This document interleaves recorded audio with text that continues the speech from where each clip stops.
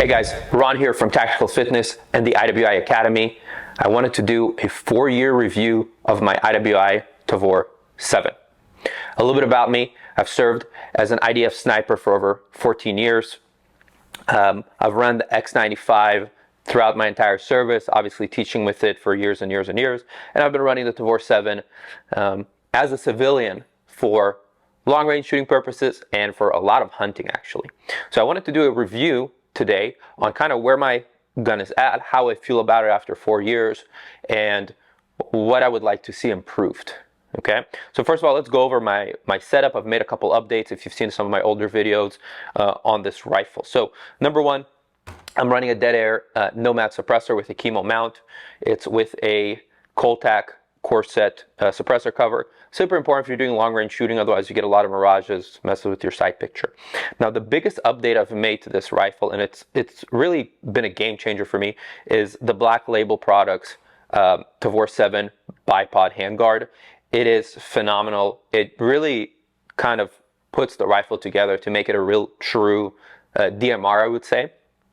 And it's just a nice slick setup. So for close range, you have this nice little tighter setup where you can C-clamp that rifle and it gives you nice control. And then these legs just fold in super nicely into the frame of the rifle and fold in, and it's just super slim as you're walking around. If you need to make that longer range shot, all you need to do is just flip them down, open up the legs, and voila, you have a bipod, which is great also for zeroing any prone shooting that you're gonna do, shooting off a table, stuff like that. So really, really comfortable. Moving on with the rifle.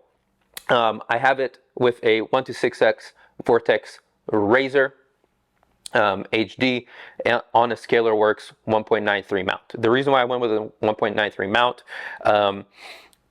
with Tavors in general, the rail sits a little bit lower than it would on an AR. So even a lower 1/3 height mount is just a lot of times too low, especially when you're going prone or other positions. So this has really made it a lot more comfortable to shoot with. Just keeps my head a lot more upright, less crunching down to get a sight picture. Okay, and I've actually found that this optic, for my purposes for hunting here in Texas, has been great. Maybe a 1-10 would be a little bit better, just for better PID. But by the way, I've taken this rifle out to 1,000 yards with federal SMK ammo, and I hit the target. It took me a little bit while to dial in the wind, but elevation-wise, we're hitting the target even in that subsonic, transonic zone with 1,000 yards with the 308. So this rifle is plenty accurate for most hunting purposes, usually getting about 1.3 to 1.5 minute of angle groupings with it. Okay, moving on, as you can tell, I've also painted the rifle. Obviously, I changed the handguard after I painted it. Nice little camel pattern for hunting as well, just to make it look a little nicer. And then generally, I run it with 20 round mags or 10 round mags if I'm hunting, just because, you know, once you make that one shot, the chance of you, getting another 19 shots on target is pretty low. So usually 10 round mag for hunting, 20 round mag for range shooting, and that keeps me right where I need to be. But that's pretty much it, guys. That's my Tavor 7 setup. I've been super happy with it. I don't shoot huge volumes of ammo with it, so I haven't need to change the barrel yet. We're probably 4,000 or 5,000 rounds in, and it's still plenty accurate. Best groupings I've seen was with 168 grain SMK ammo. Obviously, I've tried this with 150 grain soft points for hunting. I've tried it with just ball ammo and then match ammo as well, and 168 grain federal SMK just does the best. Overall, for hunting, I think it's an incredible rifle. It's nice and short, it's nice and compact, especially if you're hunting in heavily kind of bushy, like South Texas type areas, or if you're hunting in a blind and you don't have a lot of space.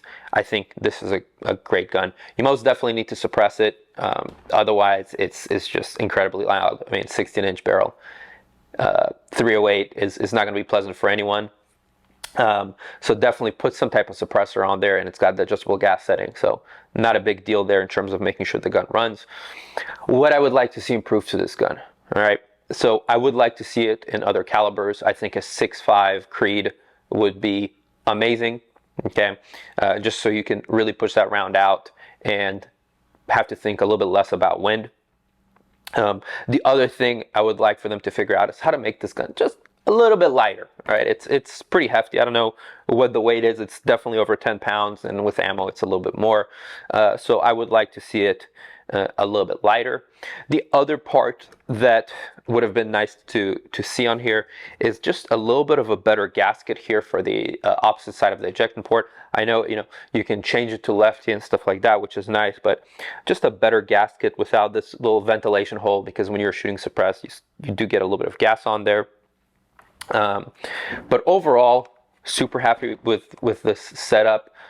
For being a bullpup style rifle, getting 1.5 MOA groupings, being this compact, just amazing. I think probably the only other upgrade I would do to this at some point is get the longer barrel, so I'm getting higher velocities and I can get a little bit more in terms of pushing that round out to distance.